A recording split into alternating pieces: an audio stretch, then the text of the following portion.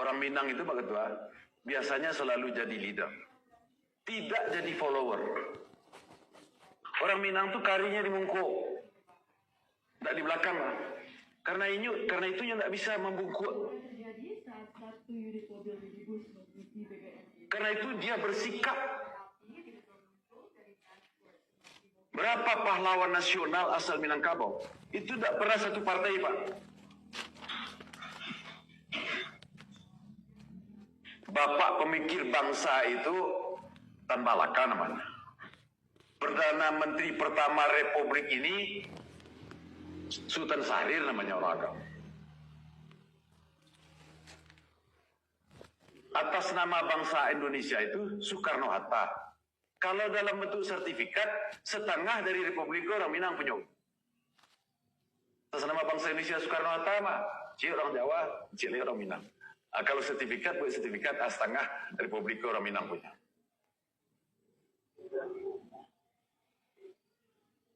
Baca syair, ya kan?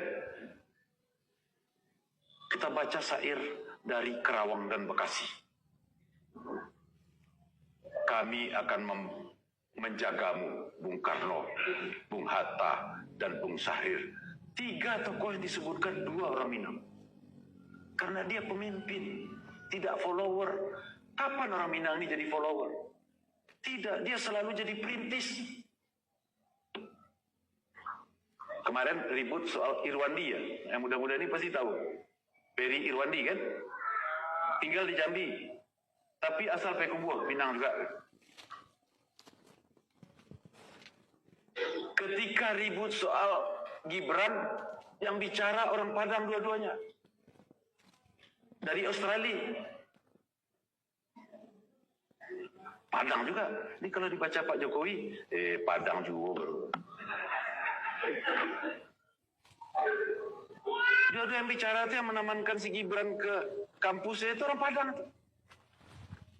Suami Simita. Simita itu orang Kamang. Suaminya itu orang Serungkam. Zulfan itu Melani. Zulfan itu orang sini juga. Jadi orang Minang itu selalu jadi pelopor. Sekarang kok kita ikut-ikut saja. Tidak menjadi pelopor. Tidak menjadi pendobrak. Kenapa enggak masjid seperti Jagakarsa itu ada di Sumatera Barat? Itu sebuah tantangan baru kita, Pak. Kalau Sumbar ingin hebat, harus gitu. Tahun 2009, kita bersidang di sini dengan Pak Lah, Perdana Menteri Malaysia, Pak SBY. Di ruangan ini, situ saya menjemput Pak Lah ke bandara.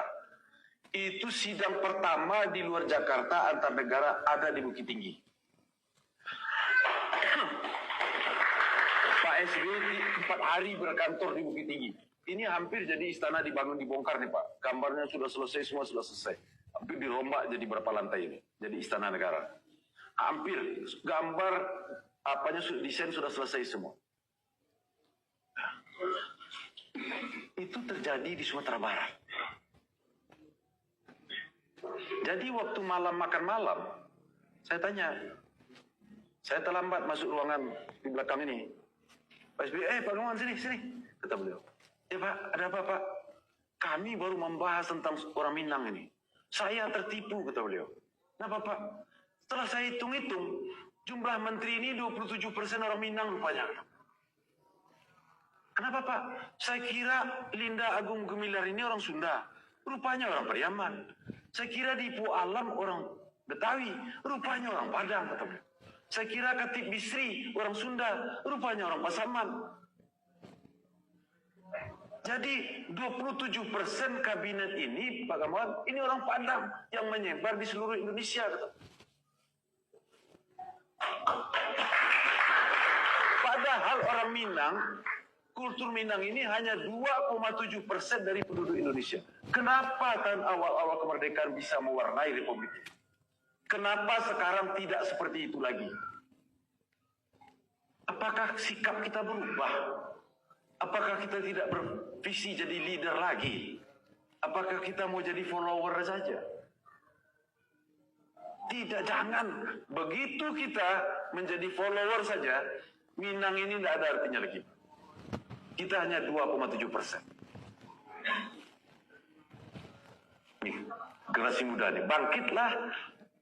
Dan itu lawan. Harus tentukan sikap. Ini seperti Ernest Renan. Ernest Renan itu orang Prancis yang kata-katanya dirujuk oleh Bung Hatta di konferensi KMB. Katanya begini, Bung Hatta yang merujuk, hanya ada satu yang menjadi negeriku, negeri itu tumbuh dengan kekuatan itu ada di tanganku. Jadi setiap orang Minang menentukan nasib Minangkabau.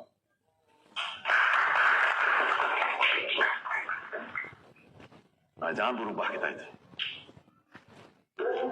20 orang saja berpukuk di nasional, insya Allah kita sudah hebat. Itu orang Mazan saya gurukan sedikit ya. Ini, bernostalgia dengan masa lalu. Ini hobi kita. Termasuk saya barusan bicara tentang masa lalu juga. Nah, kata Profesor Taufik Abdullah, orang kalau bicara masa lalu saja terus, itu tanda-tanda dia sudah tua. Saya ingin bicara masa depan, karena itu, ya. Hukum adat kadang-kadang diberlakukan hanya sebatas yang bersifat harta pusaka apa, tapi tidak nilai substansial. Kalau soal ratu, nampu sangka bahari Riau. Tapi ketika kita bicara substansial nilai, nah biasalah itu. Sekali aja kadang sekali itu yang berubah lah. Itu loh kini balai. Padahal kata Ustaz tadi itu, kalau kau bangun fisik masjid banyak uang kita. Tapi kalau bangun non fisik, payah mana peti keluar. Buat acara-acara seperti ini ada enggak orang yang mau menyumbang? Payah kan, betul? Kenapa katanya kalau bangun masjid selama tagak je masjid itu Allah mengalir je. Padahal satu ilmu yang diajarkan sampai mati pun tak mengalir. Tapi itu tidak dipahami kadang-kadang.